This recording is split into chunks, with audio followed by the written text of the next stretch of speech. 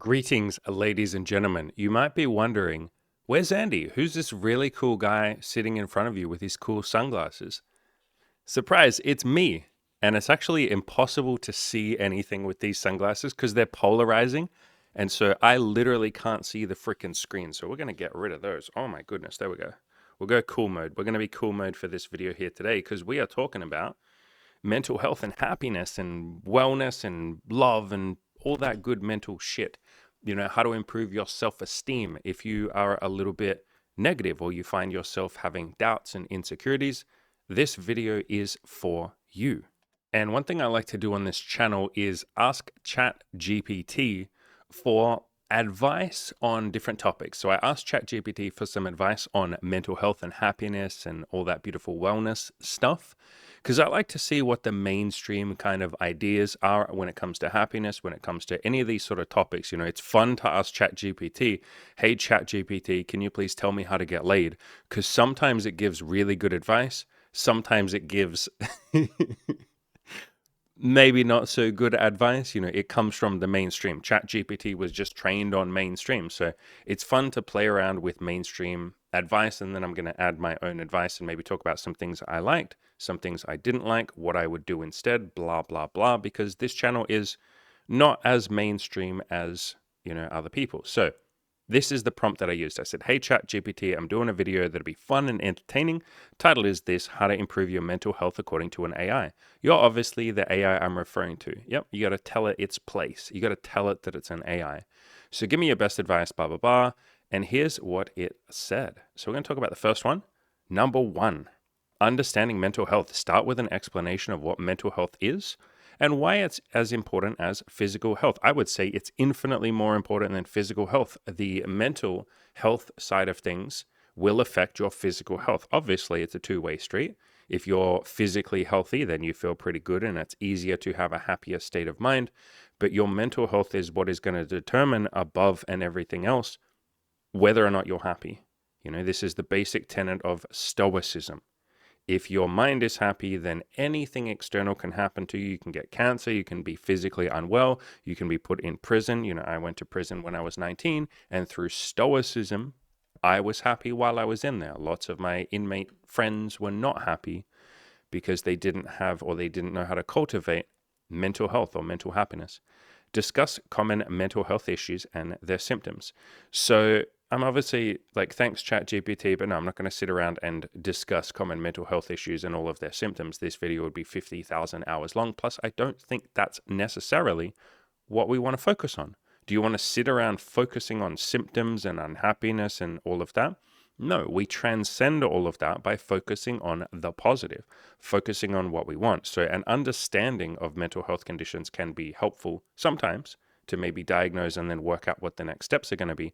But we want to move away from that as quickly as we can and start focusing on the happiness. In other words, you don't overcome depression by focusing on depression. You overcome depression by focusing on a higher meaning, on love, on happiness, on figuring out some meaning in the suffering that you're going through, building a life that you can be really happy with, all of that stuff. You focus on the positive, you don't obsess about the negative. So my little note that I've added is this, like understanding mental health, is why I've read and continue to read so many books on psychology, happiness, peace, love, joy, Buddhism, what makes human beings happy, evolutionary psychology, etc. Yes, it can be incredibly helpful to understand mental health, but I would focus on mental happiness rather than mental unhappiness. And a lot of psychology, which is obviously incredibly useful and serves an amazing purpose, but a lot of psychology will focus on the health conditions and the issues and the symptoms and the problems and all of that. We like to focus here a little bit more on the solutions, you know, focus on solutions, not problems. In my Play to Win video course, this video course right here, I have a couple of chapters that literally talk about this. Play to win instead of playing not to lose. In other words, let's focus on the solutions rather than the problems. And then this one, every problem has a solution. But overall, not bad. Yeah, that's a decent place to start. Understand what mental health actually is. Understand what happiness actually is. You know, if you're sitting there saying, I want to be happier, it might help to research happiness. What the fuck is even happiness? How do I have a positive mindset? What even is a positive mindset? All right, the second one, seek professional help. Encourage viewers who may be experiencing serious mental health concerns, or maybe you're just a little bit negative, maybe you're full of doubt, maybe you're jealous, maybe you're insecure, any of those sort of things. Encourage them to seek professional help. Therapists, psychiatrists, and other mental health professionals can provide crucial support. So, my note, I got a lot that I added to this one. So, I would also recommend finding people who've achieved what you want to achieve or gone through the mental health struggles or the doubts or the insecurities or whatever it is that you might be experiencing that have gone through the same thing, and make sure they have proof of this. The proof is in the pudding. Is the person happy? Do you get the sense that the person is happy and peaceful and loving and grateful and generous and all of that sort of stuff? Or are they angry? Are they full of rage? Are they at war with everyone? Blah, blah, blah. So the proof is, does the person seem relatively happy? Do they have some proof of their success? Maybe they show screenshots of how much money they're making if they're giving you money advice. Maybe they fucking have a beautiful girlfriend or something if they're giving you relationship advice. Maybe they have sex stories or something, sex pictures. They have women that they're dating on their podcast or in their book or whatever. Look for someone who has some sort of proof, or like someone that you believe, I guess you would say. So psychologists can be great, but some of them have not gone through what you're going through, and they speak from a place of theory and books rather than lived experience. In other words, some psychologists are amazing, some are average, some are crappy. They're just people after all. And so you might have to shop around for a good therapist. And these days, honestly, it depends what someone was coming to me for. If someone came to me and said, hey, dude, I'm trying to think how to phrase this. If you were coming to me with just doubts and insecurities and like the low level, negative thoughts or something, yeah, a therapist can be incredibly helpful. Lots of my clients go to therapists, but I would almost recommend you just find people who are working on the same things as you and who've already achieved them, and then get mentorship from that person. That could be my coaching. That could be someone else who's already gone through the same thing that you're going through. Like I do rate lived experience way higher than like therapy. Now, if it was a serious mental health concern, which is kind of what this, ChatGPT said, then yeah, therapy can be fucking amazing. Psychiatrists, psychologists, therapists, counselors, all of that sort of shit. Amazing. Very helpful. Even then, it can still help so much more to hear from someone who's actually gone through this thing. So you could do both. It's not one or the other. You could go to therapy, and then you can find someone who's conquered depression or gone through alcoholism if you're an alcoholic, or overcome, porn if that's whatever it is that you're working on. You can go to a serious therapist or psychologist, but you can also, and I would recommend, you'll also find people who've achieved the goal or gone through the struggle or who are happy or who are peaceful. Like go talk to a Buddhist monk or something and chill with them for a week and learn from them, Like get some lived experience, because therapy can be incredibly helpful, but quite a lot of therapists speak from the book and from theory. And if you say to them, have you ever struggled with this? They're like, no, I haven't. And you're like, okay, like, what do you know about it then? They're like, I don't know, but I've read my books and I studied at university. It's not quite the same thing. It's still very helpful, to be very clear, but I would get someone with lived experience too. All right, number 3. Self-care practices. I'm going to like this one. Highlight the importance of self-care in maintaining good mental health. Fuck yeah. This can include adequate sleep. Hell yes. So many people are deeply unhappy. So many of you listening might be deeply unhappy. And then the first question, like literally this is one of the first questions I ask people. How's your sleep? It's one of the first questions we ask in the coaching group. And almost to a man or to a woman, people are like, yeah, I sleep for like 5 hours a night. And it's like, do you think maybe that's contributing to your unhappiness? So get some sleep, regular exercise, hell yeah, healthy diet, yeah, hell yeah, and time for relaxation and leisure activities, hell yeah.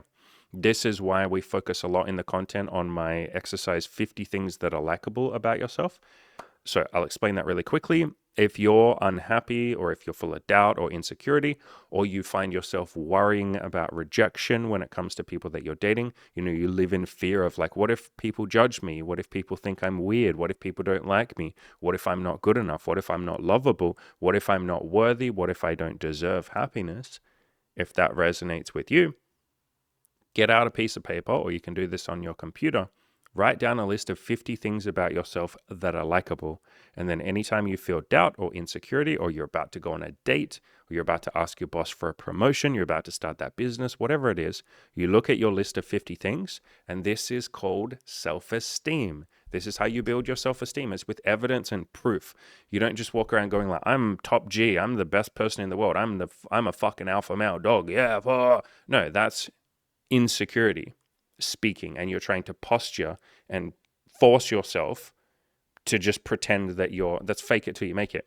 We like to focus on evidence and proof here. And so the proof is you write 50 things about yourself that are genuinely likable. And if you struggle to get to 50 things, you can ask your friends and family to help you with that. If you still can't get to 50 things, then you work on adding things to the list based on evidence. And so if you only have 20 things about yourself that are likable, think of some things that you could add to that list that you don't currently have. Like, maybe a reason that you could like yourself or be likable is you're kind to other people. And then if you say, yeah, but I'm not currently kind to other people, okay, go be fucking kind to other people. Go do that for 2 weeks, and then you can put it on your list. And you can go, I was kind to old ladies, and I was kind to people in the grocery store, and I stopped someone and told them that they have nice shoes, and they smiled. Like, I was nice to people for a week or two. Now I can put that on the list. So you can be adding shit to the list, but always base it on evidence. And that's self-esteem. Self-esteem is not about delusion. We call that narcissism. We call that delusion. We call that illusion, right? You're just pretending that you're a top G or that you're a fucking alpha male. And anyone with any reasonable amount of sense can see straight through that. And they can be like, holy fuck, this guy's very insecure. That sort of like hyper machismo culture of like, I'm the fucking man. Don't you dare disrespect me. I'm a fucking alpha male. It's like, if you were really an alpha male, you'd just be peaceful. You'd be like, yeah, I'm the alpha male and I have everything I need and I have abundance. And if anything, I'm going to give to other people. That's the person who's on top, the person who sits around going, I'm going to spend my time giving to other people because I got more than enough right here. But it's the insecure person who's like, I'm the best. You guys know that by now. Other things that can help is mirror therapy. So going into the bathroom, looking in the mirror, looking at yourself in the mirror and saying, I love you. And if you struggle with that, you can say, I like you. If you struggle with that, you can say, you're okay to yourself. And you're just working on building that self-esteem and that self-acceptance. Gratitude, yeah, I talk about that in my Play to Win video course. There's an entire chapter on gratitude. This chapter here, self-reflection, mindfulness, and gratitude. And the very last chapter of the Play to Win video course is me saying like, hello, I'm grateful for all of you. So gratitude is something that helps a lot. All right, number 4, mindfulness and meditation. Here we go, boys and girls. We're getting to the juicy stuff. As discussed in the previous topic, mindfulness and meditation can be very beneficial for mental health. Hell yes. Encourage practices like mindful breathing and body scan meditation. I don't know what body scan meditation is. It's probably just you going through... Actually, I can probably guess. It's a meditation. It's probably a meditation where you go... You know what? Fuck it. Let's Google it. But I think it's where you go through each part of your body and just notice that part. Like, how does my arm feel? How does my leg feel? Scanning your body for pain, tension, or anything out of the ordinary. Yeah, so basically what I just said. You go through each part of your body. How does my fingers feel? How does my hand feel? How does my arm feel? Yeah, while you're like deep breathing and stuff like that. All right, my note. Meditation does not mean clearing your mind. That is a very common misconception. Yeah, so many people try meditation. So many of you have probably tried meditation once or twice, and you've gone, I couldn't clear my mind. My mind was noisy. I couldn't get rid of my thoughts. Therefore, I suck at meditation. Fucking hell, that's not what meditation is. It's quite the opposite. It's more about noticing your thoughts rather than getting rid of your thoughts. In other words, you are becoming more comfortable with your mind. That is the point. Meditation is you sitting in your mind and being comfortable with it. Most people on a train or a bus will just immediately grab their fucking phone, won't they? And they'll be like, oh, I got to sit there and like look at my phone because God, that sounds like I'm judgmental, doesn't it? But it can be a little bit of a challenge to let go of that habit, right? Grabbing your phone, jumping on TikTok or social media or whatever else and distracting yourself because you're afraid to live up here. You're afraid to be in your mind. And so meditation is about being comfortable in your mind. When you learn to love your thoughts or be okay with your thoughts, love your thoughts is a better goal to aim for, but at least just be okay with your thoughts. You can sit there on the train and just look out the window for hours at a time because your mind is a comfortable, safe place. But most people see their mind as a war zone, as somewhere dangerous and threatening. A lot of you might feel like that too. And so meditation is basically exposure therapy to your mind. And so start gently with this. Start by just exploring your mind for like 30 seconds at a time And you might only be able to go 30 seconds. We all live in the time of ADHD with social media and stuff like that. Your mind might feel like a very scary place that you haven't explored very much. Just sitting there for 30 seconds, then the next day try 31 seconds, then 32 seconds the next day. Slowly build up. This is exactly what I had to do. My mind was full of ADHD and terror and fears and thoughts, and my mind was a war zone. It really was. Lots of negative thoughts up there. It was really scary. And so all I could do was 30 seconds at a time. Like quite literally, I would set a stopwatch on my phone for 30 seconds and I would just sit on the couch and do nothing. And whatever happened in my mind was going to happen in my mind. And then after 30 seconds, I would grab my phone and be like, oh, thank fuck, I can use my phone again. Oh my fucking God, I almost died. That's how I felt. And so I slowly built up. Eventually I could do 10 minutes, then 30 minutes. Now I could just sit there for fucking 12 hours if I wanted to. Like sit there for as long as I possibly want to. And that took time. It took me probably a year to get comfortable with my mind. Meditation helped, but yeah, to be very clear, meditation is not clearing your mind. You can't stop thinking. Play around with this now. Pause the podcast, like make this a fun fucking game. Let's do a fun little game right now. Pause the podcast and try to not think. Like try it right now. Pause the podcast, try not thinking. Say to yourself, stop thinking, stop thinking, stop thinking, and try and genuinely shut off your thoughts. Okay, hopefully you actually did that. If not, fucking try it, man. This is an interactive thing. Don't just sit there and listen to me passively. Pause the podcast and try and stop thinking. All right, if you still didn't do that after I prompted you twice, then I can't help you with meditation. But if you didn't pause the podcast, if you did pause the podcast, sorry, you'll see that if you tried to stop thinking, you can't. No matter how hard you try, you can't stop your brain thinking, which means it's happening on its own, which means it's not personal. It's not you doing the thinking. It is your mind doing the thinking. And then we grab those thoughts and we say, that's my mind. Those are my thoughts. I did that. No, you didn't.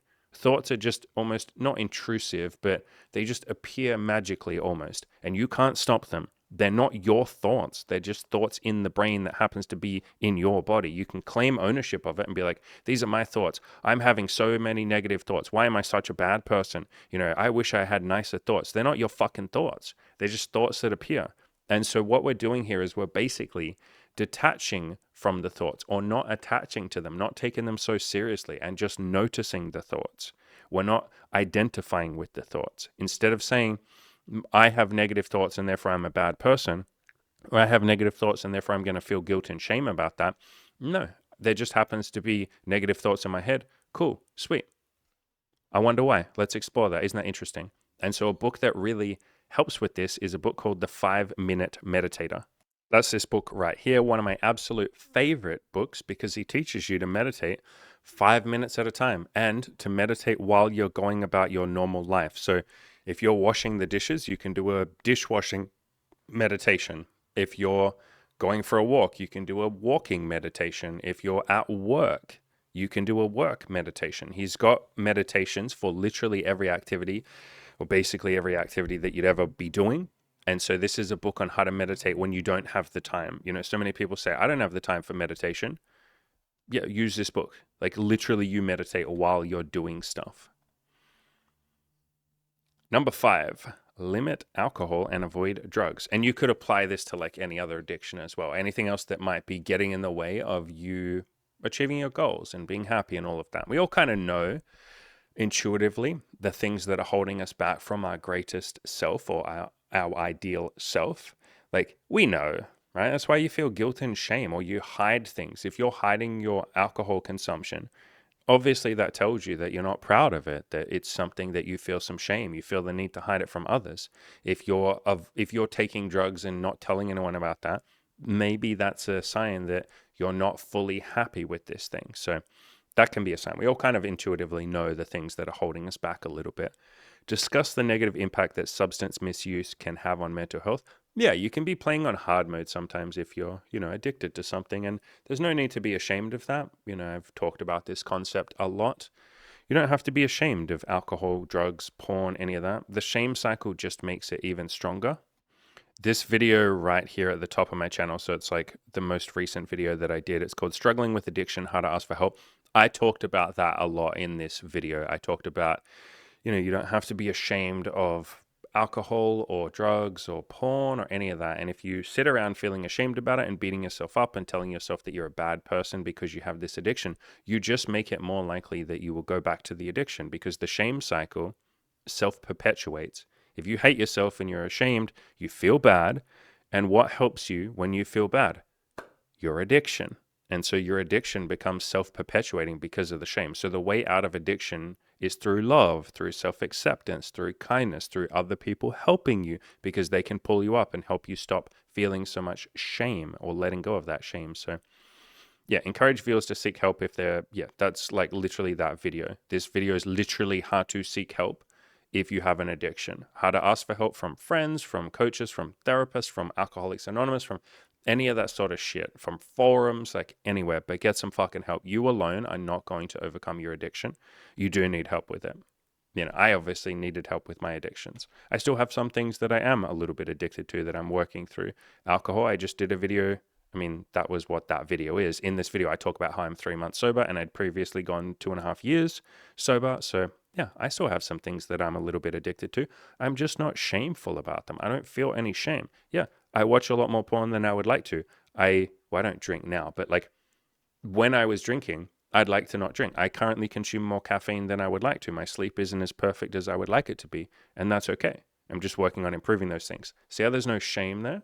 There's almost, I guess you'd just say there's acceptance and some self-love there. When you can get to that point, which all of you can, it's just a practice, like you practice acceptance.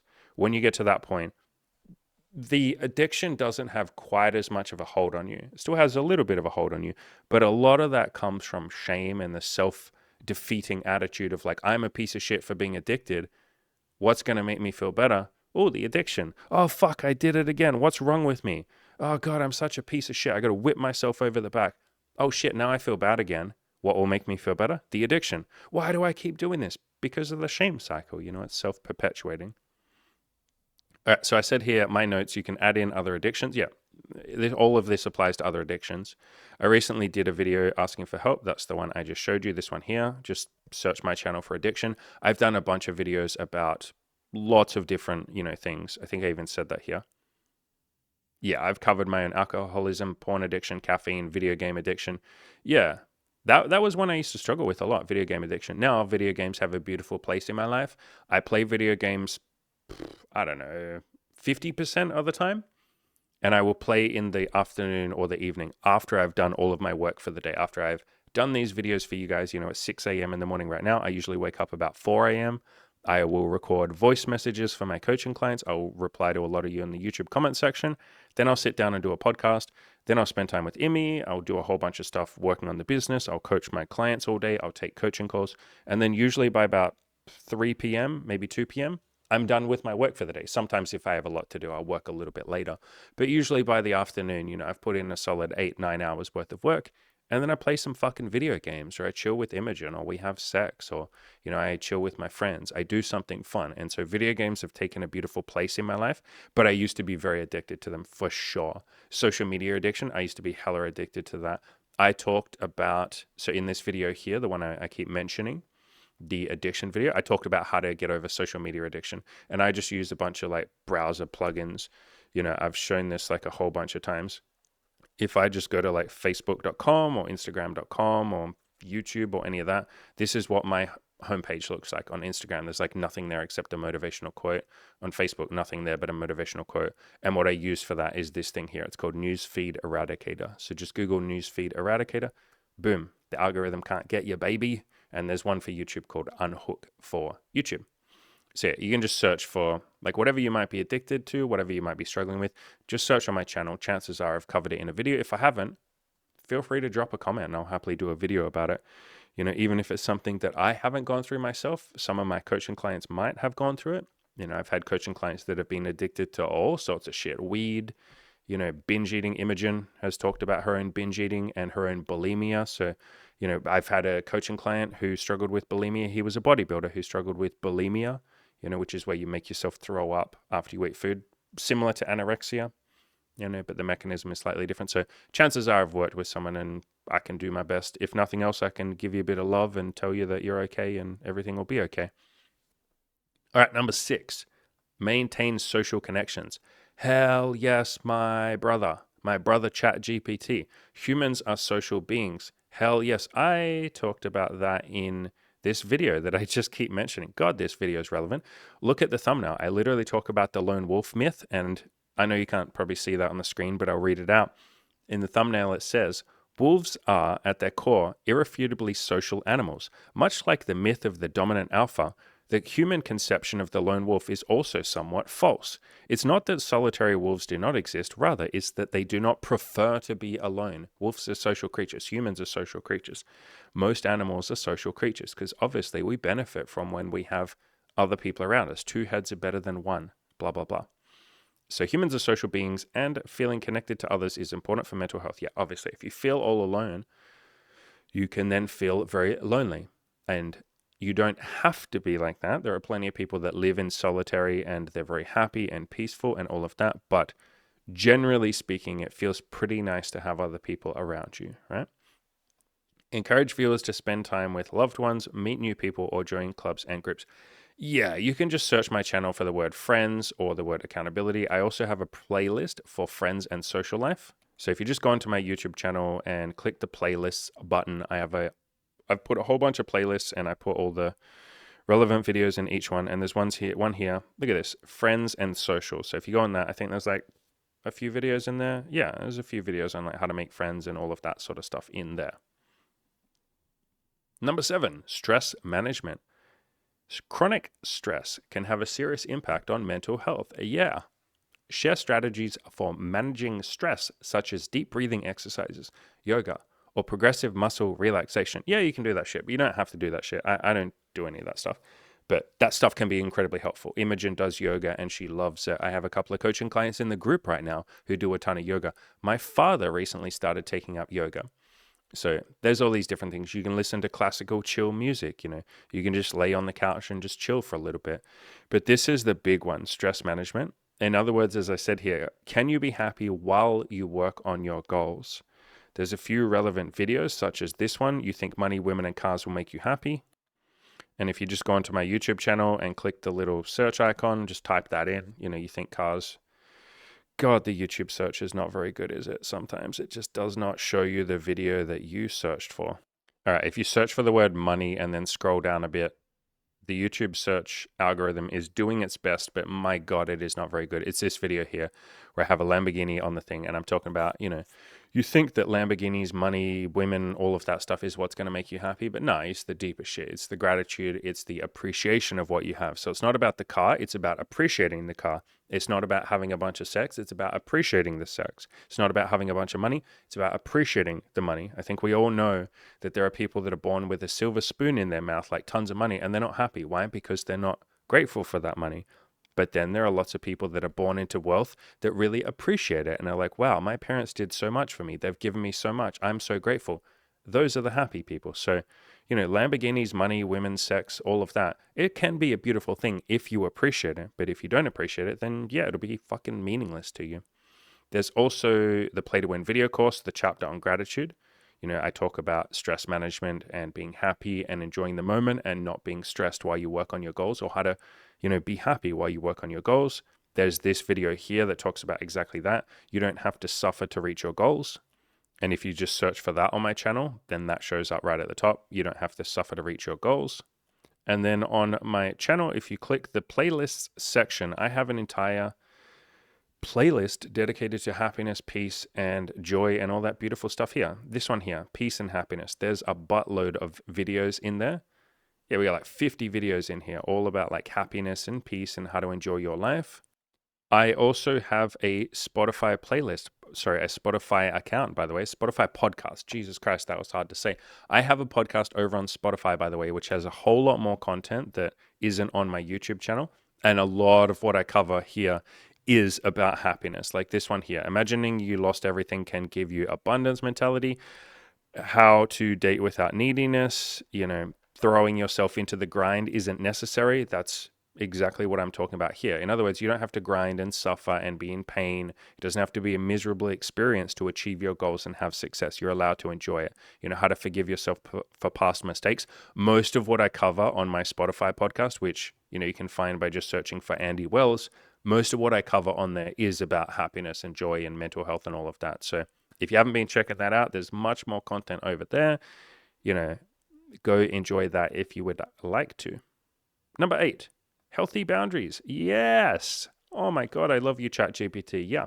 So many people struggle to say no to things, don't they? A lot of you might be saying yes to a bunch of shit that you don't really want to do. Very hard to be happy if you're saying yes to everything and then building that resentment, disliking yourself, being like, why am I such a pussy? Why do I let people walk all over me? So yeah, I love this one. Discuss the importance of setting healthy boundaries in relationships and at work and with friends and just with life in general to prevent burnout and preserve mental health. Fuck yeah. So I cover this a lot in my channel, like a lot, especially in the Play to Win video course, in the happiness and, peace part, the gratitude part, the chapter in the Play to Win video course on the map of consciousness. Just the whole video course is about that. Also, the book, I Need Your Love, Is That True? That's this book here. This book, and Byron Katie, the author, talks so much about having assertiveness and healthy boundaries and not saying yes to stuff you don't want to do. Like, this is probably the quintessential book on having healthy boundaries. Another one that I find pretty useful is No More Mr. Nice Guy. And I know it says Mr., it's talking about guys, but this applies to women too. It's basically a book on like how to have more assertiveness and say what you want. This book here is brilliant on boundaries and how to, communicate with other people, how to get what you want in a way that you're happy and they're happy. So healthy boundaries and saying no and all of that. It's called How I Found Freedom in an Unfree World. This is one of my favorite books of all time. This is another really great book when it comes to boundaries. When I say no, I feel guilty. That's probably a lot of you, right? You feel bad for saying no. A lot of women struggle with this, but a lot of guys do too. So this is a really good book on assertiveness. And then this book helps quite a bit too. It's called The Top 5 Regrets of the Dying. And it's about the regrets that people have when they get to the end of their life. And the number one regret that people have is, I wish I had lived a life more true to myself instead of the life that others wished for me. And so that's basically assertiveness, isn't it? So all of those books will help. And obviously all of the self-love stuff that I talk about on the channel, like looking after yourself, putting yourself first, while still respecting what other people want and being kind to others. But you yourself gotta come first. As the Buddha said, you yourself, as much as anybody in the entire universe, deserve your love and affection. Good on you, Buddha. That's a really good fucking quote. And this one as well, which I love. If you truly loved yourself, you could never hurt another. In other words, the person that really likes themselves is just kind to other people. You got a lot to give because you feel fucking good. And so you're going to go around being a force for good in the world. So all the self-love stuff obviously helps with boundaries and assertiveness, saying no and all of that. As I said here, when you really like who you are, and that can be through the process of like writing a list of 50 things about yourself that are likable, doing that mirror therapy where you say, I love you to yourself, grabbing my Play to Win video course. This video course is literally how to build a happy mindset, like a positive mindset. Literally down the bottom, look, how I built a winner's mindset. It's about that. But I talk a lot about self-love and stuff. When you really like who you are, not only do your boundaries increase, because it wouldn't, be loving to let someone walk all over you or to let them do something that you don't really want to do or to go along with something. Not only does that happen, but then you start to treat others with kindness and compassion too, which then bounces straight back to you because people go, wow, that's so nice of you. You're such a nice person. And you go, wow, I feel really good. Then your mental health, your mental state increases and you feel even better. And it's like a self-perpetuating cycle. You're basically choosing positivity and you're reflecting that to other people. They bounce that shit straight back to you. We all like people that are nice and generous and kind, don't we? Yes. But then we go through life going, I need to fuck everybody over and do whatever I can to get laid and tell lies and just say whatever I need to do and not give a fuck about the consequences and all of that. We kind of forget our true nature. We forget the fact that we feel really good when we're kind to other people and they reflect that back to us. And so why don't we go around being really kind and generous and nice and all of that? And that can be a bit of a struggle. It took me a long time to let go of my anger towards women and to learn to love women and to learn to love myself.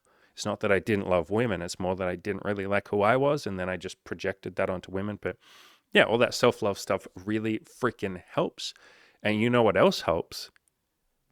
Setting goals and then achieving them. It's really fucking easy to like yourself when you have proof that you are capable of not just greatness, but even just small greatness. And so that's why I say take some baby steps, give yourself permission to suck first, take some baby steps towards your goals or towards your ideal self, like whoever you want to be, take some little baby steps towards that, and then just keep doing that every day.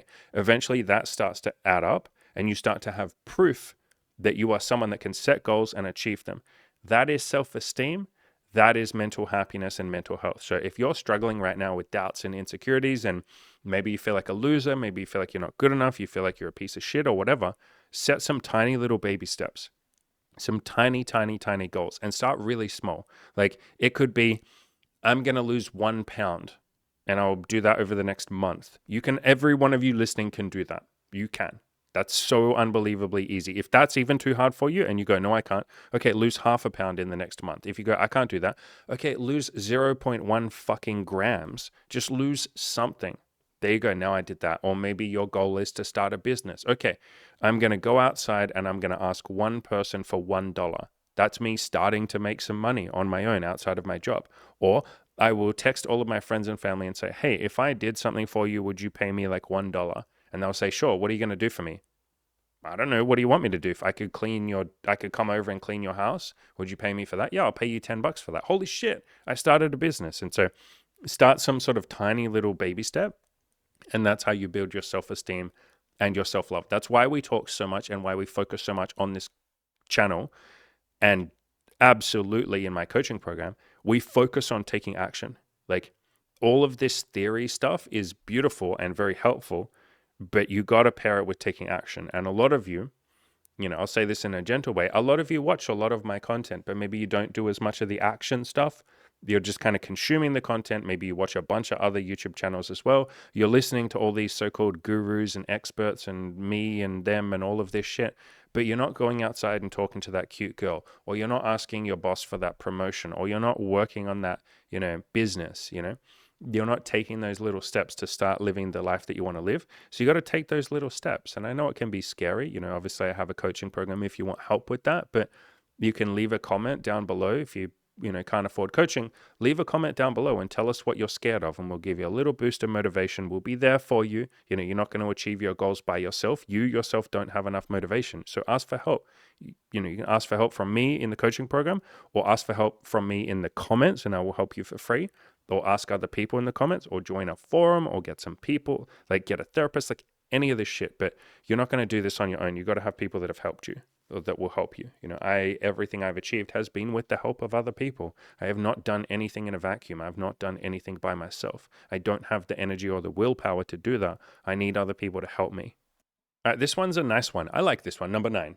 Positive affirmations and self-talk. The way we talk to ourselves can greatly affect our mental health. Absolutely. Encourage viewers to practice positive affirmations and to challenge negative self-talk. Yeah, you notice ChatGPT is smart enough to say challenge negative self-talk, not remove negative self-talk. You don't remove it. Like I said before, you don't sit there and go, stop being negative, stop being... So many people come to me and they're like, bro, I'm trying so hard to stop being negative. And say, that's not what this is, my brother. We don't just stop being negative. We start being positive. So you don't get rid of the negative self-talk. You focus on saying some positive talk. And I'll talk about that in a second.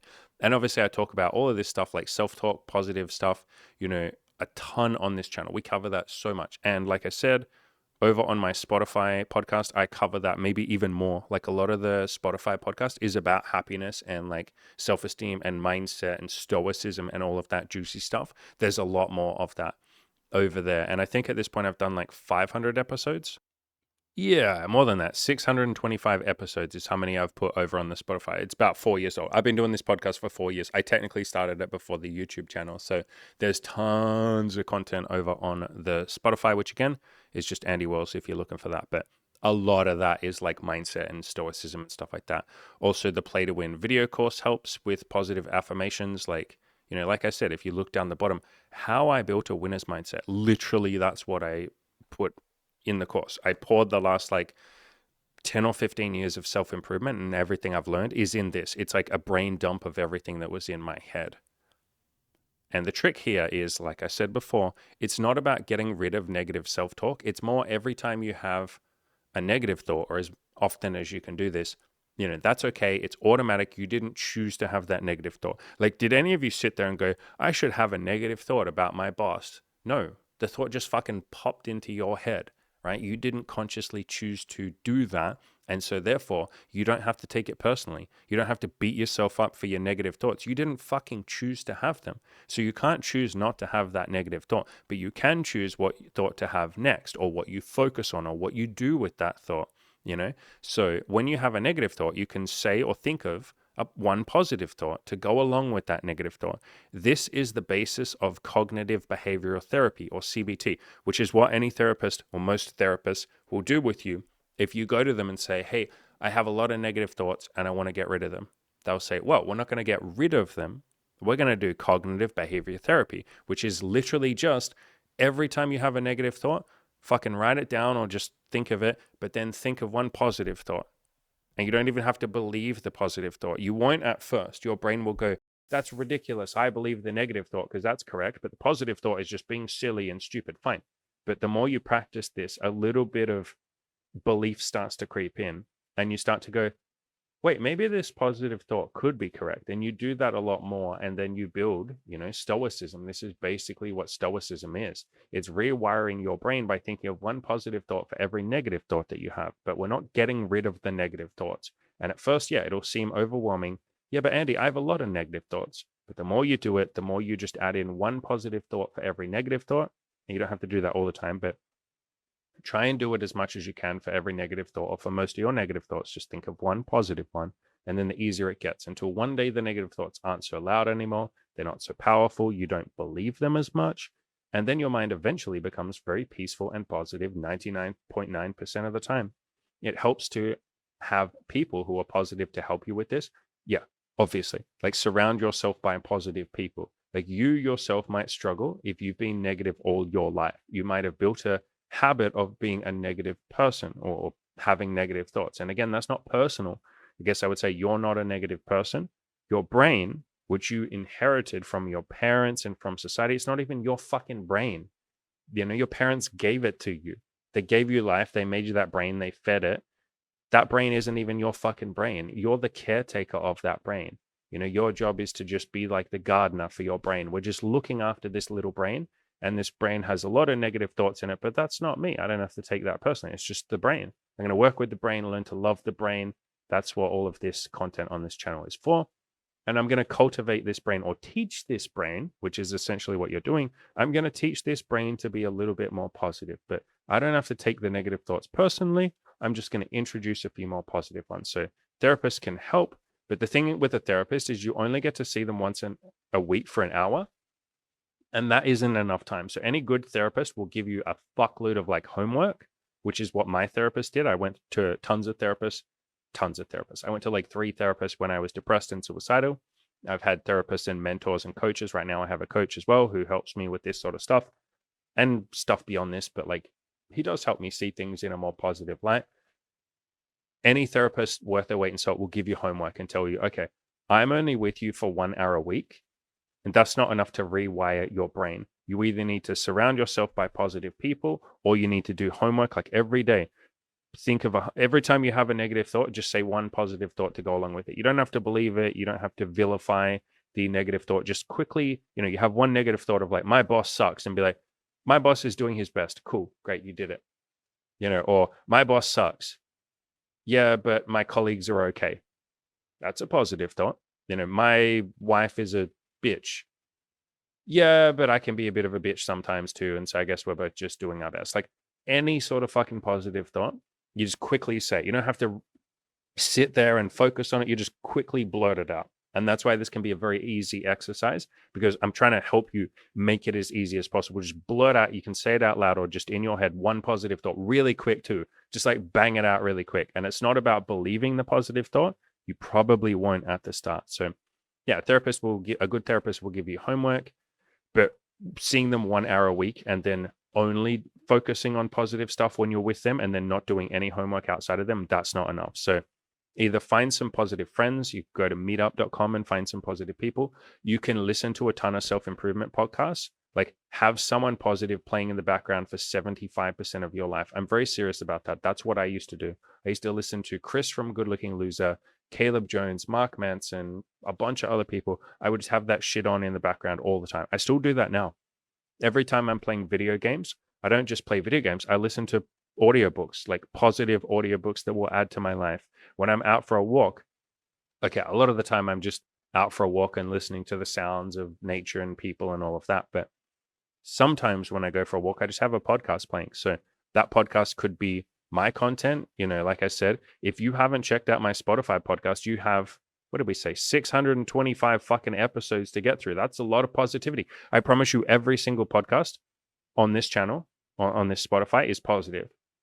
About the only ones that were ever maybe not crazy positive were during the lockdowns, but you have to go back like 4 years. Like that's when the podcast started. So just don't listen to the first 50 episodes. Even then, I was positive in those too. I would talk about the suffering and what I was going through, and then I would come up with one takeaway positive message for all of you. So anything on there is positive. That's kind of how I've made the YouTube channel as well. I want everything to be positive for all of y'all, so you can rewire those beautiful brains to be positive. So listen to my content, listen to someone else who's fucking positive. There's tons of YouTubers out there who are positive. There are tons of audiobook people who are positive. I mean, fuck, man, listen to Byron Katie. Byron Katie has a podcast and she does weekly podcasts and they're very ridiculously positive. So just search for Byron Katie on Spotify or YouTube or anywhere like that. But basically what you're trying to do is like brainwash yourself into positivity. And I mean brainwash in the most beautiful sense of the word. If you just surround yourself by enough positive content, you will rewire your brain to be more positive. This is literally what I did. And you can do the same sort of thing. You're very welcome to hit me up for coaching. Obviously, everyone in the program is extremely positive. You guys have no fucking idea how positive all the men and occasionally some women. We have one woman in the coaching program right now. Everyone in the coaching program is so positive. I screen for positive people. And then you're surrounded by positive people all the time, like in the coaching program, like every fucking day, which rubs off on you, you know, positivity by osmosis. But the more you're around positive people, the easier this will be. Yeah.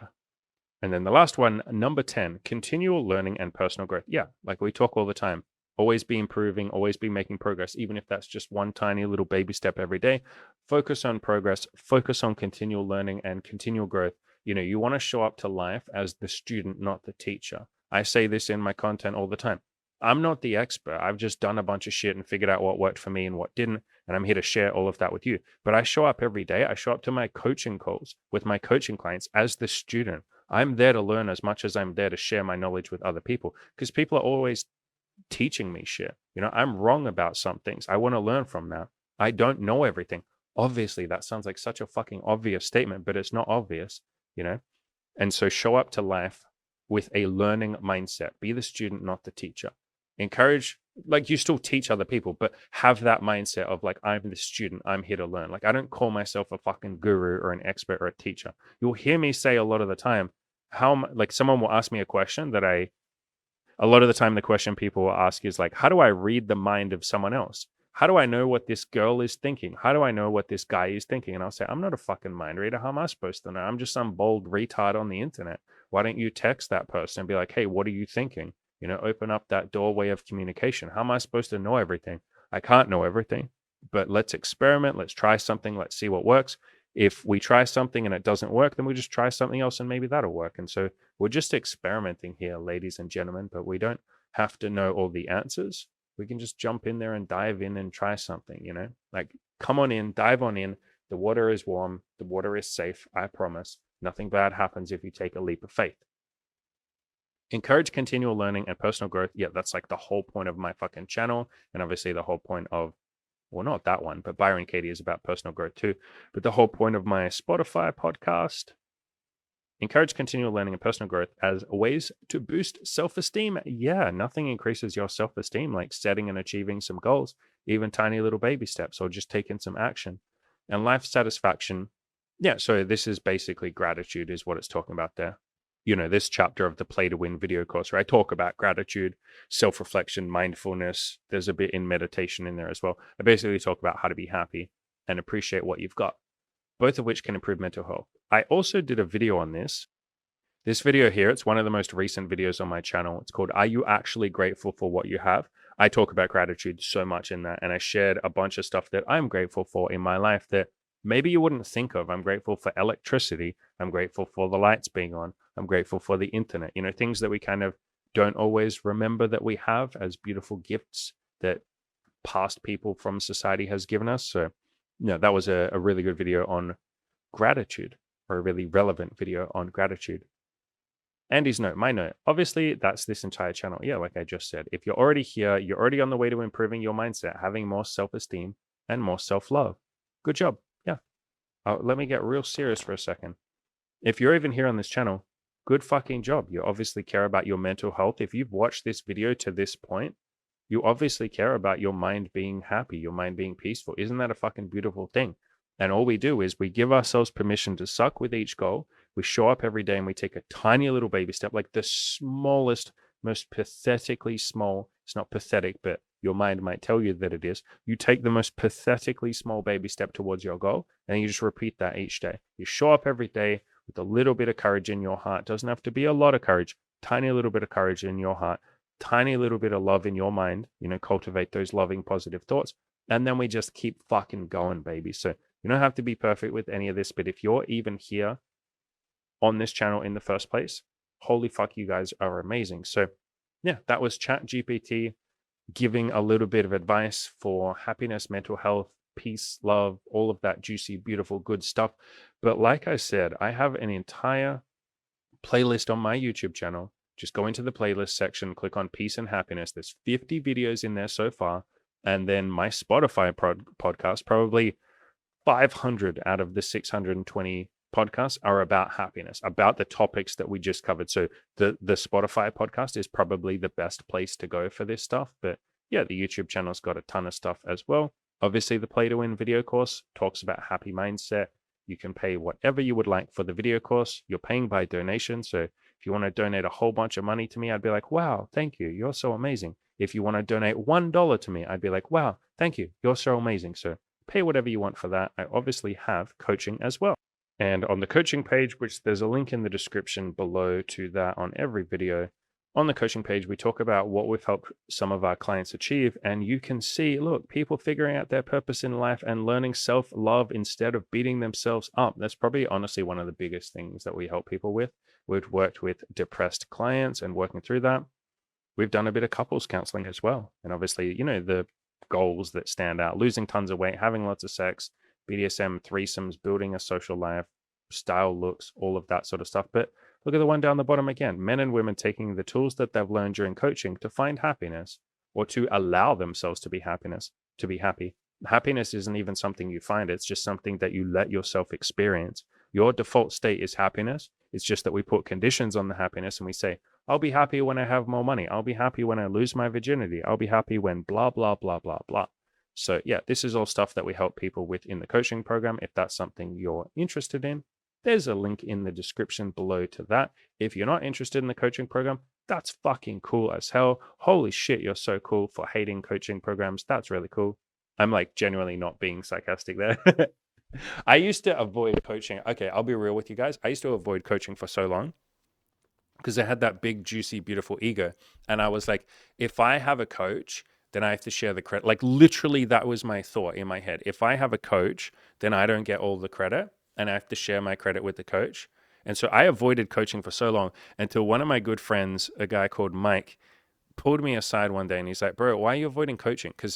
So he wanted me to get a coach for the gym because I had no idea what I was doing with like lifting weights and all of that. He's like, bro, why don't you just pay a personal trainer or a coach or something? You'll make 10 times the progress. You fucked around in the gym for like 2 years and made basically no progress. Just swallow your pride and get a coach. And I was like, nah, like I'm going to figure it out myself. Now's not the right time. Like all the excuses that come up, right? And then finally, he just kept berating me in a loving way until one day I was like, fine, bro, I'm getting a coach just to shut you up. Bro, first session of coaching, I was like, holy fuck, why didn't I do this 2 years ago? And I just had the ego in the way. That's why. So yeah, anyway, long story short, if you want to let go of that ego and let people help you, the coaching program's there. If you're not at that point yet, and you're at the point of the beautiful, big, juicy ego that goes, I don't need help. Now's not the right time. I'm going to do it all myself. Like I get all the credit that way. That's beautiful too. I was there for a long time. I get it. But yeah, link in the description if you're interested in that. As always, ladies and gentlemen, go out there and crush those goals and start with those beautiful little juicy baby steps. And self-love is something that you can build and work on. You do not have to be perfect with it. You do not have to beat yourself up if you have negative thoughts or any of that. Congratulations, that just makes you a human being I promise that you're doing a good job. I promise that everything's okay. And I promise that everything's going to be okay.